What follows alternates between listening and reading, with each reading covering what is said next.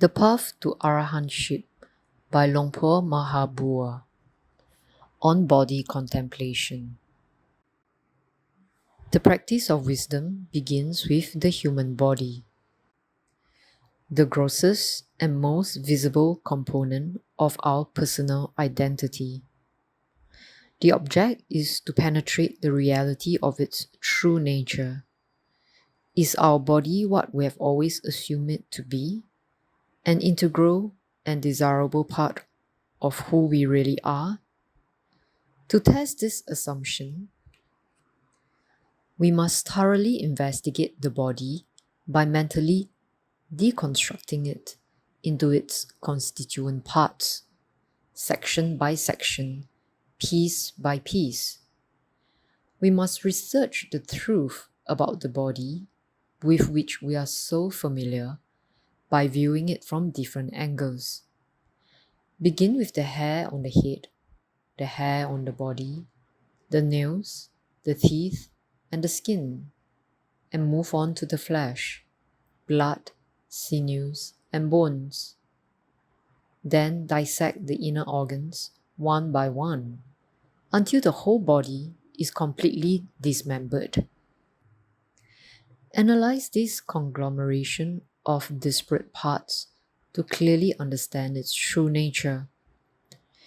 If you find it difficult to investigate your own body in this way, begin by mentally dissecting someone else's body. Choose a body external to yourself. For instance, a body of the opposite sex. Visualize each part, each organ of that body as best as you can, and ask yourself, which piece is truly attractive? Which part is actually seductive? Place the hair in one pile, the nails and teeth in another. Do the same with the skin, the flesh, the sinews, and the bones. Which pile deserves to be an object of your desire? Examine them closely and answer with total honesty. Strip off the skin and pile it in front of you. Where is the beauty in this mass of tissue, this thin veneer that covers up the meat and entrails? Do those various parts add up to a person? Once the skin is removed, what can we find to admire in the human body? Men and women, they are all the same. Not a shred of beauty can be found in the body of a human being. It is just a bag of flesh and bones and blood that manages to deceive everyone in the world into lusting after it. It is wisdom's duty to expose that deception. Examine the skin carefully. Skin is the great deceiver. Because it wraps up the entire human body, it's the part we always see. But what does it wrap up? It wraps up the animal skin, the muscles, the fluids, and the fat. It wraps up the skeleton with the tendons and the sinews. It wraps up the liver, the kidneys, the stomach, the intestines, and all the internal organs. No one has ever suggested that the body's innards are desirable things of beauty, worthy of being admired with passion and yearning. Probing deeply, without fear or hesitation, wisdom exposes the plain truth about the body. Don't be fooled by a thin veil of scaly tissue.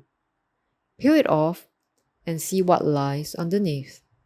This is the practice of wisdom. In order to really see the truth of this matter for yourself, in a clear and precise way that leaves no room for doubt, you must be very persistent and very diligent.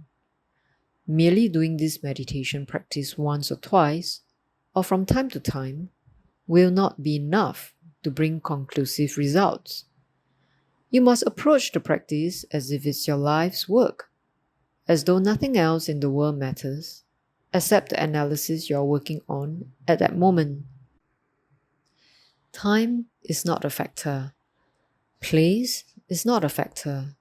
Ease and comfort are not factors. Regardless of how long it takes or how difficult the work proves to be, you must relentlessly stick with body contemplation until all doubt and uncertainty are eliminated. Body contemplation should occupy every breath, every thought, every movement, until the mind becomes thoroughly saturated with it. Nothing short of total commitment will bring genuine and direct insight into the truth. When body contemplation is practiced with single-minded intensity, each successive body part becomes a kind of fuel, feeding the fires of mindfulness and wisdom. Mindfulness and wisdom then become a conflagration, consuming the body section by section, part by part, as they examine and investigate the truth with a burning intensity. This is what is meant by tapadhamma. Focus intently on those body parts that really capture your attention, the ones whose truth feels most obvious to you. Use them as whetstones to sharpen your wisdom. Expose them and tear them apart until their inherently disgusting and repulsive nature becomes apparent. Asubha meditation is insight into the repulsiveness of the human body. This is the body's natural condition. By condition, it is filthy and disgusting. Essentially, the whole body is a living, stinking corpse, a breathing cesspool full of fetid waste. Only a paper-thin covering of skin makes the whole mess look presentable. We are all being deceived by the outer wrapping, which conceals the fundamental repulsiveness from view. Merely removing the skin reveals the body's true nature. By comparison to the flesh and internal organs, the skin appears attractive. But examine it more closely. Skin is scaly, creased, and wrinkled. It exudes sweat and grease and offensive odors. We must scrub it daily just to keep it clean. How attractive is that? And the skin is firmly wedded to the underlying flesh, and thus inextricably linked to the loathsome interior. The more deeply wisdom probes, the more repulsive the body appears. From the skin on through to the bones, nothing is the least bit pleasing. Properly done, body contemplation is intense, and the mental effort is unrelenting. So eventually, the mind begins to tire. It is then appropriate to stop and take a rest. When meditators who are engaged in full-scale body contemplation take a break, they return to the samadhi practice they have developed and maintain it so assiduously. Re-entering the still practice and concentration of samadhi, they abide in total calm where no thoughts or visualizations arise to disturb the citta, which is the heart mind.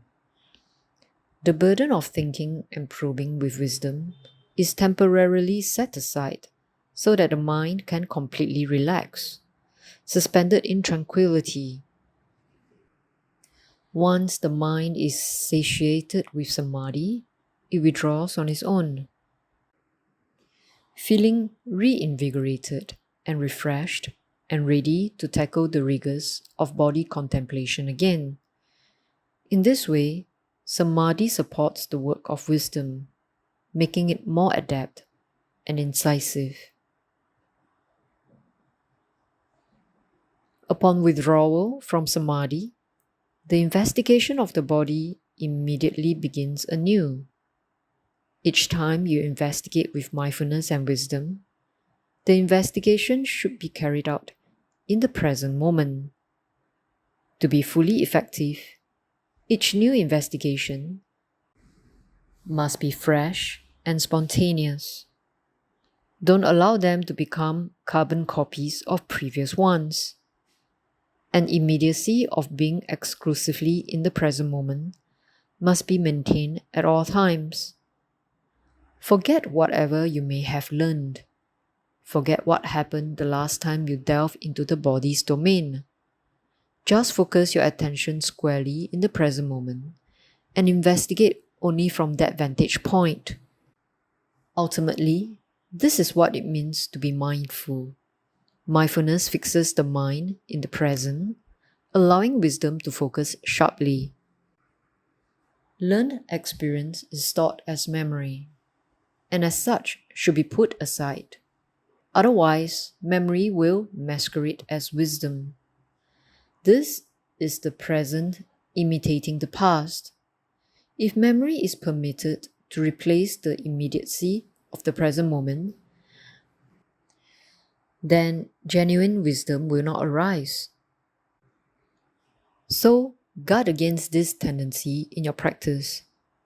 Keep probing and analyzing the nature of the body over and over again, using as many perspectives as your wisdom can devise, until you become thoroughly skilled in every conceivable aspect of body contemplation. True expertise in this practice produces sharp, clear insights. It penetrates directly to the essence of the body's natural existence in a way that transforms the meditator's view of the human body. A level of mastery can be reached, such that people's bodies instantly appear to break apart whenever you look at them. When wisdom attains total mastery of the practice, we see only flesh, sinews, and bones where a person once stood. The whole body is revealed as a viscous, red mass of raw tissue. The skin will vanish in the flesh, and wisdom will quickly penetrate the body's inner recesses. Whether it's a man or a woman, the skin, which is commonly considered so appealing, is simply ignored.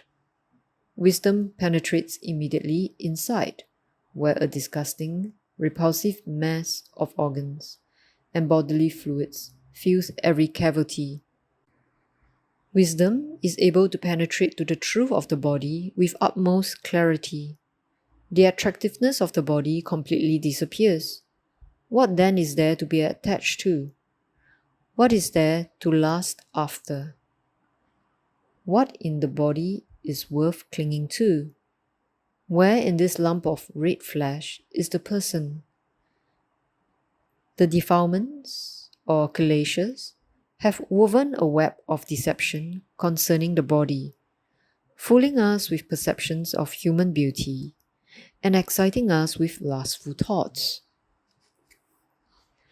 The truth is that the object of that desire is a fake, a complete fraud. For, in reality, when seen clearly with wisdom, the body by its very nature repels desire. When this delusion is exposed in the light of wisdom, the human body appears in all its gory detail as an appalling sight.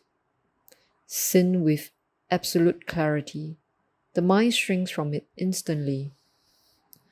The keys to success are persistence and perseverance.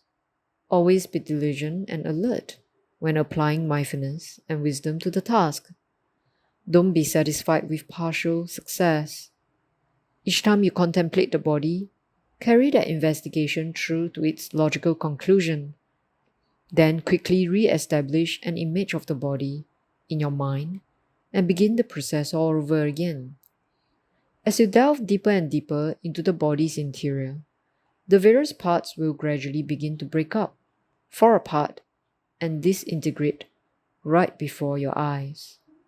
Follow the process of disintegration and decay intently. mindful of every detail. Focus your wisdom on the unstable and impermanent nature of this form that the world views with such infatuation. Let your intuitive wisdom initiate the process of decay and see what happens. This is the next stage in body contemplation.